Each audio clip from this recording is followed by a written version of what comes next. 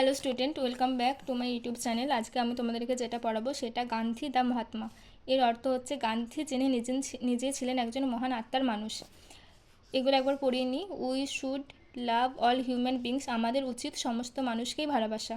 We must not neglect the old and weak, এখানে neglect কথার মানে অবহেলা, ওল্ড অ্যান্ড উইক মানে হচ্ছে যারা বয়স্ক এবং দুর্বল। আমাদের কখনোই তাদেরকে অবহেলা করা উচিত নয় যারা দুর্বল এবং বয়স্ক।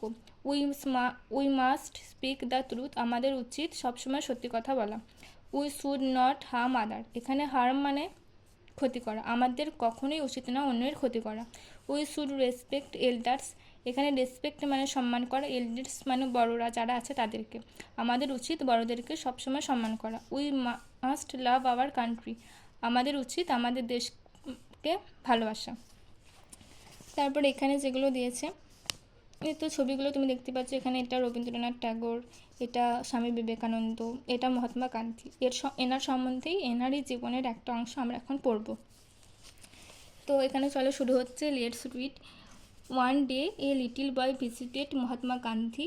গান্ধী, একদিন একটা বয় মহাত্মা গান্ধীর সঙ্গে দেখা করলো। ভিজিটেড মানে এখানে দেখা করা।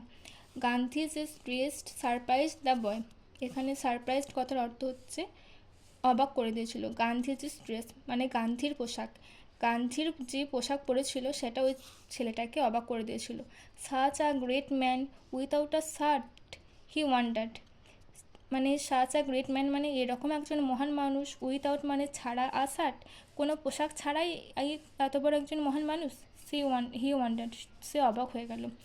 Why did not you wear a shirt, Gandhi, সে গান্ধীকে জিজ্ঞাসা করলো। দ্য লিটিল বয় আক্সড, সে গান্ধীকে জিজ্ঞাসা করলো, গান্ধীজি তুমি কেন কোনো পোশাক পরোনি। Where is the money son, Gandhiji আক্সড জেন্টলি, এখানে জেন্টলি মানে হচ্ছে ভদ্রভাবে। গান্ধীজি আক্সড মানে গান্ধীজি জিজ্ঞাসা করলো। Where the money, where the money সন মানে টাকা কোথায় এত, গান্ধীজি ওই ছেলেটাকে বলল ভদ্রভাবে। আই অ্যাম ভেরি পুর, পুর মানে গরিব, আমি হচ্ছি খুব গরিব। I can not buy a shirt, আমি কোনো পোশাক কিনতে পারি না। দ্য বয় ফিল পিটি, এখানে পিটি মানে দয়া, ফিল মানে অনুভব করা, ছেলেটি দয়া অনুভব করলো।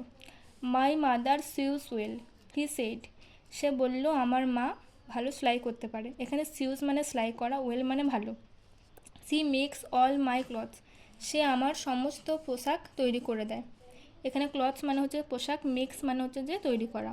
I will ask her to sew a shirt for you, আমি তাকে তোমার একটা শার্ট তৈরি করে দেওয়ার জন্য বলবো, এখানে সিউ মানে সেলাই কিন্তু আমরা বলবো তৈরি করে দেওয়া।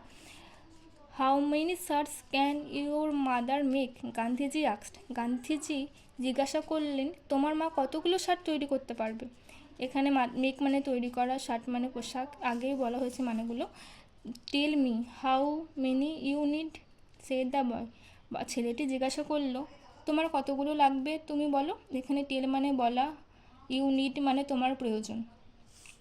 C makes as many as you want, সে তৈরি করে দিতে পারবে তোমার যতগুলো প্রয়োজন ততগুলি, এখানে মেক্স মানে তৈরি করে দেওয়া, মেনি মানে যতগুলো, as many as you want, এখানে as many as you want এখানে মানে হচ্ছে তোমার যতগুলো লাগবে বা দরকার ততগুলোই।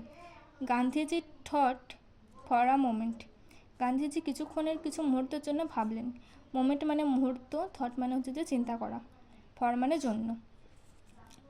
হুয়েন দেন হি সেড, তখন তারপর তিনি বললেন, I have a very big family son, তিনি বললেন যে আমার অনেক বড় পরিবার পুত্র, এখানে ফ্যামিলি মানে পরিবার, ভেরি লার্জ মানে অনেক বড়।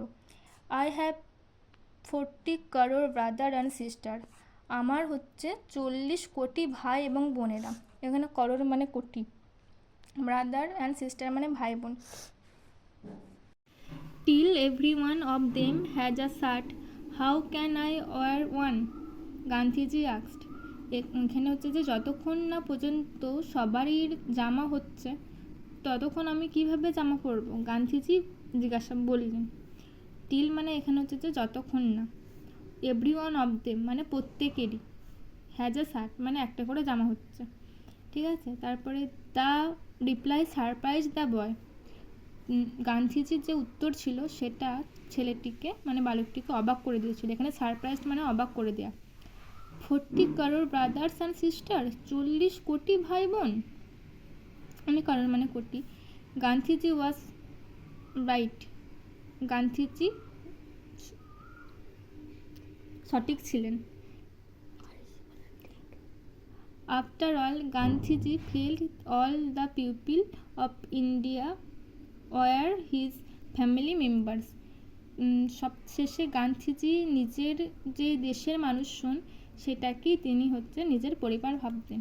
এখানে ফিল্ড মানে অনুভব করা, পিপল অফ ইন্ডিয়ান মানে সমস্ত ভারতবাসীকে, হোয়ার হিজ ফ্যামিলি মেম্বার্স মানে যতগুলো ভারতবাসী আছে প্রত্যেকেই তার পরিবারের সদস্য। মেম্বার্স মানে সদস্য। তো ভিডিওটি কেমন লাগলো সবাই বলবে, সবাই বুঝতে পেরেছো নাকি? সবাই একবার নিজে নিজে পড়ে নেবে ভিডিওটা দেখার পর। তারপরে আমি আবার পরের যে প্রশ্ন উত্তর আছে এগুলো পরের ভিডিওতে আমি আবার নিয়ে আসবো, পরের যে প্রশ্ন উত্তরগুলো আছে। আর ভিডিওটি ভালো লাগলে অবশ্যই লাইক করবে, সাবস্ক্রাইব করবে, বন্ধুদের সঙ্গে শেয়ার করবে। আজকে এইটুকুই।